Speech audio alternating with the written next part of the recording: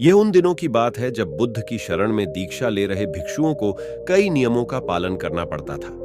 वे किसी के भी घर 3 दिन से ज्यादा नहीं रुक सकते थे। यह नियम स्वयं बुद्ध ने बनाया था। उद्देश्य यह था कि उनकी सेवा में लगे लोगों को किसी तरह की कोई तकलीफ न हो। बुद्ध और उनके भिक्षु जब यात्राओं पर निकलते थे तो वे रास्ते में आने वाले गरीब घरों में ही शरण लेते थे। वे इन घरों में अधिकतम 3 दिनों तक रुक सकते थे। 3 दिनों के बाद उन्हें अगली यात्रा पर निकल जाना पड़ता था। एक दिन वे ऐसे ही एक गांव में पहुंचे। बुद्ध और उनके शिष्य अपने रहने के लिए जगह ढूंढ रहे थे। बुद्ध के शिष्य आनंद को एक वेश्या ने अपने घर रहने को आमंत्रित किया। वह बहुत ही खूबसूरत युवती थी। आनंद ने उसे कहा कि वह उसके घर पर रह सकता है, पर इसके लिए उसे बुद्ध से अनुमति लेनी होगी। क्या तुम्हें इसके लिए सचमुच अपने गुरु से अनुमति लेनी होगी? युवती ने पूछा। नहीं, मैं जानता हूं कि बुद्ध मेरी बात मान जाएंगे, पर उनसे पूछना एक रिवाज है। ऐसा जवाब देकर आनंद बुद्ध के पास पहुंचे। हे बुद्ध, इस गांव में 3 दिनों के विश्राम के दौरान एक स्त्री मुझे अपने घर पर आमंत्रित कर रही है, लेकिन वह स्त्री एक वेश्या है। क्या मैं उसके आमंत्रण को स्वीकार कर सकता हूं? आनंद ने बुद्ध से पूछा। बुद्ध ने आनंद की ओर मुस्कुराकर देखते हुए कहा, अगर वह तुम्हें इतने प्यार से आमंत्रित कर रही है तो तुम्हें उसके निमंत्रण को ठुकराना नहीं चाहिए। जाओ और आराम से उसके घर ही रहो। बुद्ध की यह बात दूसरे शिष्यों को गवारा ना हुई। उन्होंने बुद्ध से सवाल पूछा, आप आनंद को एक वेश्या के घर कैसे भेज सकते हैं? यह भिक्षुओं के आचरण के खिलाफ है। बुद्ध ने जवाब दिया, तुम लोग थोड़ा इंतजार करो, तुम्हें 3 दिनों में अपने सवाल का जवाब मिल जाएगा। सारे शिष्य चुप हो गए। फिर आनंद अगले 3 दिनों के लिए उस वेश्या के घर रहने चले गए और बाकी के शिष्य आनंद की जासूसी में लग गए और सारी बातें बुद्ध के कान में डालने लगे। बुद्ध शालीन मुस्कान लिए चुप बने रहे। पहले दिन वेश्या के घर से आनंद और महिला के गाने की आवाज आई। ये बहुत नई बात थी। एक भिक्षु का वेश्या के साथ यूं गाना गाना। शिष्यों ने कहा, बस ये तो गया।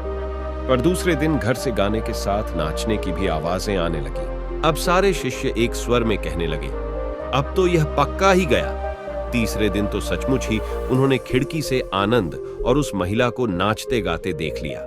सबका यह अनुमान था कि आनंद इतनी मौज में है तो वह भिक्षुओं के साथ आगे की यात्रा पर नहीं आएगा। अगले दिन सभी भिक्षु कानाफूसियों के बीच चौक पर जमा हुए। सभी ने आनंद के आने की उम्मीद छोड़ दी थी। सभी सोच रहे थे कि वह इतनी सुंदर स्त्री का साथ छोड़ भिक्षुओं के साथ क्यों आएगा। परंतु तभी सबने आनंद को एक सुंदर स्त्री के साथ अपनी ओर आते देखा। वह सुंदर स्त्री एक महिला भिक्षुक का रूप धरे हुए थी।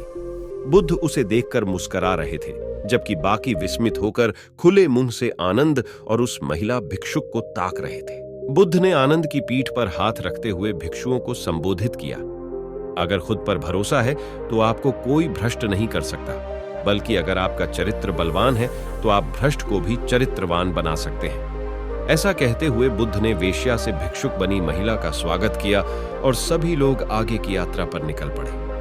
बुद्ध और आनंद की यह कहानी हमें सिखाती है कि अगर हमारी इच्छा शक्ति मजबूत है तो हम किसी भी स्थिति के गुलाम नहीं बनते।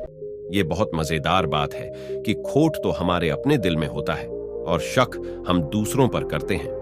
अपने दिल को साफ रखेंगे तो दुनिया भी हमें साफ नजर आएगी। किसी किताब को कभी उसके कवर से ना आंकिए। इस बात को समझ लें कि हम अगर पारदर्शी जीवन जिए तो हमें किसी कवर की कभी जरूरत ही नहीं पड़ेगी। मनुष्य का मन बहुत ही चंचल होता है और इसलिए मन में कई तरह के विचार उत्पन्न होते हैं। क्षण भर में ही व्यक्ति का मन कई चीजों को सोचने लगता है।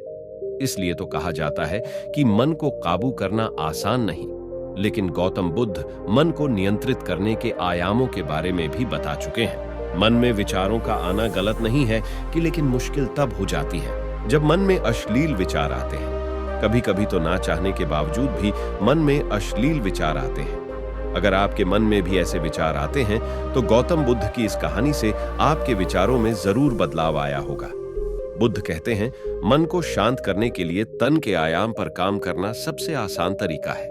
शरीर के स्तर पर हमारी कर्मेंद्रियां और ज्ञानेंद्रियां हैं। कर्मेंद्रियां कर्म और ज्ञानेंद्रियां ज्ञान से जुड़ी होती है। इससे हम अपनी संवेदनशीलता को बढ़ा सकते हैं। जब भी आपको नकारात्मक विचार आए तो हमें गहरी सांस लेनी चाहिए। गहरी सांस लेकर सोचें कि आपको किससे क्या कहना है, किससे क्या बात करनी है। वहीं जब आप गहरी सांस लेते हैं तो इससे आपका मन शांत होने में मदद मिलेगी। मन में उत्पन्न हो रहे गलत विचारों को दूर करने का सबसे अच्छा उपाय ध्यान करना होता है।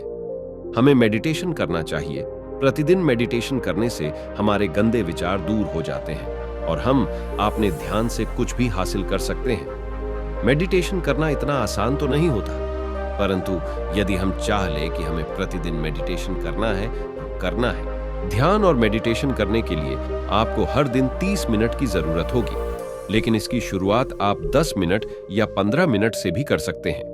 आप चाहें तो 30 मिनट के ध्यान को 10 मिनट के 3 सेशन या 15 मिनट के 2-2 सेशन में बांटकर भी कर सकते हैं। अगर आपको शुरुआत में मन एकाग्र करने में दिक्कत हो तो परेशान ना हो, इसे प्रतिदिन करते रहे और यकीन मानिए आपके अंदर जो बदलाव होगा वो आपको भी हैरान कर देगा।